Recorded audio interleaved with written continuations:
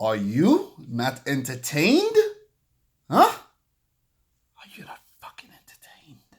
Because that was a brilliant performance by Cristiano Ronaldo and Juventus to turn around a 2-0 deficit on the road at the Wanda Metropolitano to come back into Rennes and defeat Atletico Madrid 3-0.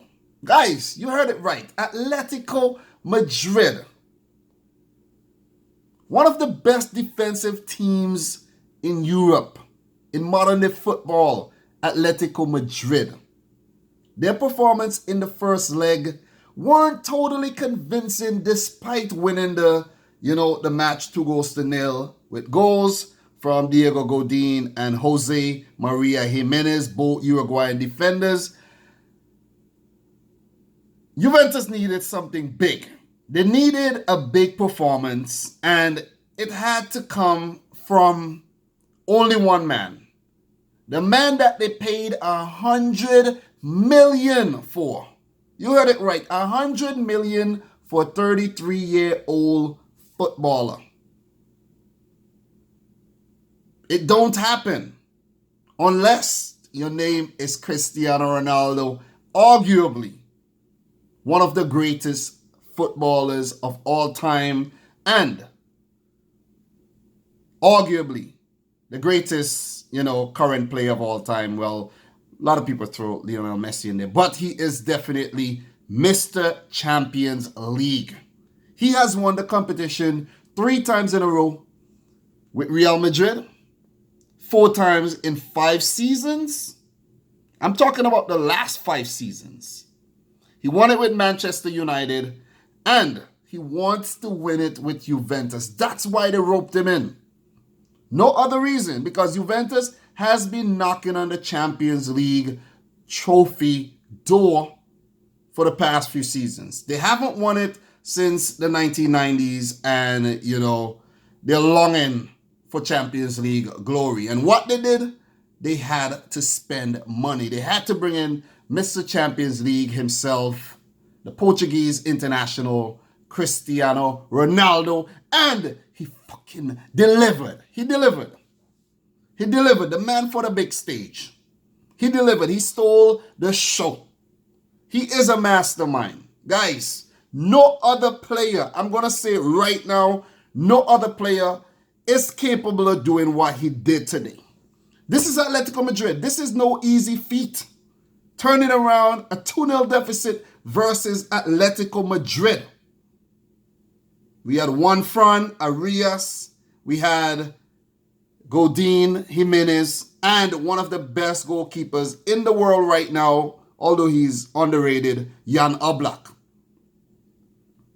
Rodrigo, Saul, Koke, Tomalema, Antoine Griezmann could not keep him down. He was just awesome today. I may have missed a few names, did I? But Cristiano Ronaldo was awesome. Man of the match. Guys, he only scored 1 single goal so far in his first, 5 or so Champions League, matches. Because remember, he got red carded in one, missed the other one. So, it was a kind of bad start, let's say, to his Champions League career with Juventus. But he has fully redeemed himself. Redemption. It has come at the right time when they need it the most. Juventus opened the scoring early, but the goal was disallowed. Chiellini scored. Ronaldo was deemed to foul goalkeeper Oblak. Some may say it's not a foul, When you really look back at it, it's 50-50, but goalkeepers tend to favor, referees tend to favor the goalkeeper. Goal was disallowed. But Juventus was on the front foot. They were on the front foot for, let's say, the opening part of the game up until that disallowed goal. And when they opened the scoring in the 27th minute through Cristiano Ronaldo's header, crossed in beautifully by Federico Bernardeschi. It was an awesome cross. It was a mistake by Morata, which led up to that cross. And Bernardeschi, who behind Ronaldo, is my second man of the match because he was awesome, awesome, awesome today. So with Ronaldo scoring, Juventus were back in the tie. And you guys know a 2-1 deficit, a 2-1, scoreline is the worst to have. Other team scores, they're right back into it. They could even go back to win the freaking game after being 2-0 down. And that's exactly what happened because Ronaldo scored again in the 49th minute. This time around, it was a crossing again. Another header. Can't remember who crossed the ball. Jan Oblak seemed like he got the ball, saved. But goal line technology came into play and the ball went over the line by an inch. And that's all you need. Ronaldo with a signature celebration and, Juventus back in the tie. If it stays that way, it would have gone to extra time. But, that was irrelevant at that point in time because Allegri and Cristiano Ronaldo, he wanted to win it in 90 minutes. And that's exactly what happened. A late penalty, 86th minute. Who was brought down? I think that was Bernardeschi brought down by, was it Bernardeschi or Dybala? But I think it was Bernardeschi brought down by Correa. Silly tackle, dumb tackle. He switched off, actually held on to the man's shirt, tripped him up. It wasn't intentional, but in the heat of the moment, and referee pointed to the spot. Rightfully, VAR wasn't even needed. Ronaldo stepped up to the spot. Oblak went the wrong way, and Ronaldo scored. It was an awesome penalty kick. Let's just say that. It was an awesome penalty kick to complete his 8th Champions League hat-trick. The man rose up, and the man took Juventus over the line with a hat-trick, guys. Crunch time. When you need him the most, he shows up with a hat-trick. He has been awesome in the league. Let's not take that away from him. He has been awesome in the league. Juventus, awesome in the league. They are unbeaten, 75 points. They're almost 20 points ahead of second place Napoli. So, the Scudetto is pretty much wrapped up already. They're not worried about the Scudetto. They're worried about winning the freaking Champions League. If they were knocked out of this tie, they would have just basically went through the motions for the remainder of the season because they're out of the Coppa Italia and they could have just, experimented with the squad for the rest of the season because it's pretty much wrapped up. They own the league. For Atletico Madrid, disappointing performance by Diego Simeone and his boys. They were never in the game. Only they had a brilliant spell in the back end of the first half. But apart from that, they were totally outplayed. They were outclassed. They were dismantled. They were overridden by Cristiano Ronaldo and Juventus. That's my piece. It was just awesome. I was fully entertained by both games. Man City spanking.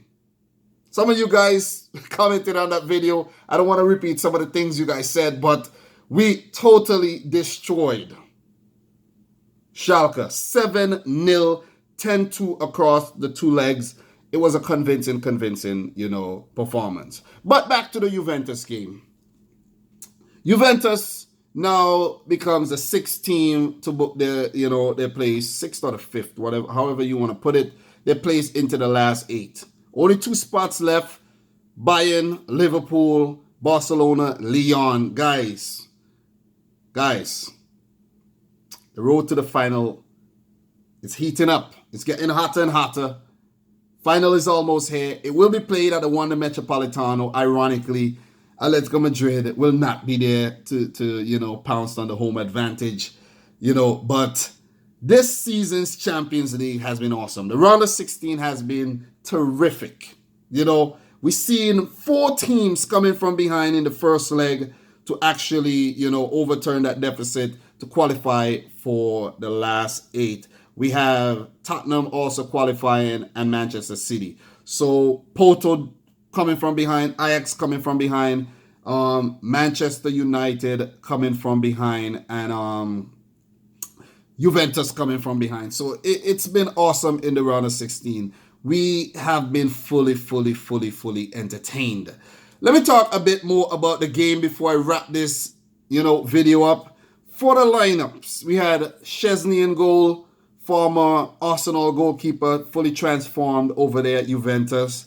Awesome goalkeeper. Had very little to do today. Leonardo Bonucci, the man who went to AC Milan, came back, pairing up in the back with Jorginho. Chiellini, Spinazzola, man. What a breakthrough he had today. His Champions League debut. Only his sixth appearance for Juventus, having been out on loan at Atalanta. The man was, tormenting on the left flanks today. João Cancelo had a okay game, but did the job. Emre Can favored for, Rodrigo Bentancur. Miralem Pjanic dazzled today. Matuidi, very hard working as usual. Cristiano Ronaldo, man of the match, man of the moment. One of the greatest players of all time. A living, legend.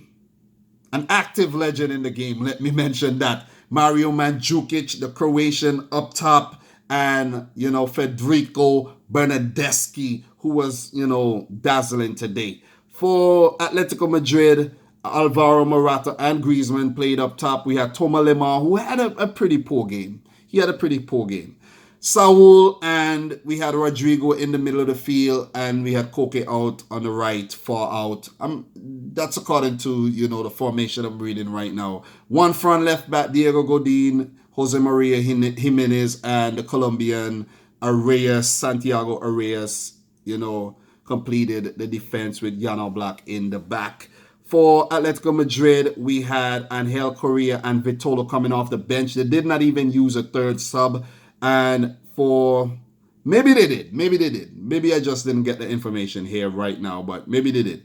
But for Juventus, we had Dybala, Moise Kean, and I could remember Rodrigo Bentancur trying to get on the field. I don't know if he got on the field, but according to what I'm looking at right now, it doesn't, say that he came on. But still, irrelevant. 3-0 Juventus. 3-0 Juventus. What a performance.